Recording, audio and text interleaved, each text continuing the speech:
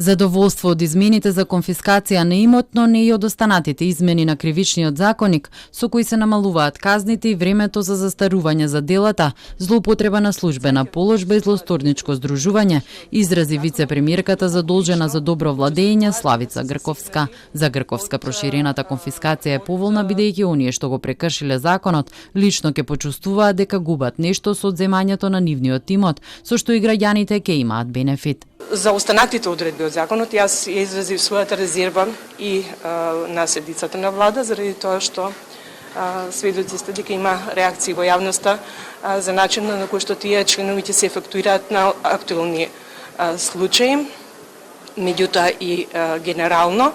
Измените кои наидоа на бројни реакции во јавноста и Пендаровски и премиерот Димитар Ковачевски ги правдаат со тоа дека со нив не се врши амнестија, а и двајцата како и Грковска фокусот го ставија на проширената конфискација. Претседателката на Уставниот суд Добрила Кацарска, освен што не се согласува со измените, изјави дека конфискацијата не треба се поистоветува со висината на казните. Не може да имаме ние само благи казни. А конфискацијата дали ќе успееме ние да спроведеме или не, затоа што оние што прават криминал се многу интелигентни во тој дел. Многу итро успеваат да го сокријат имотот.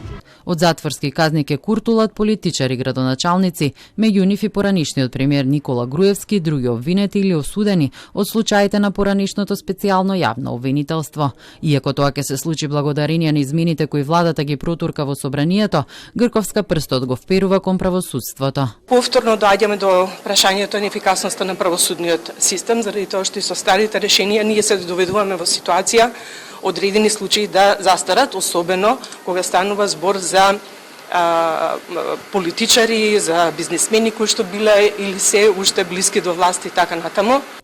Овие измени се поволни за политичарите од актуелната власт, кои допрва ќе бидат гонети, но и оние кои се уште немаат правосилни пресуди.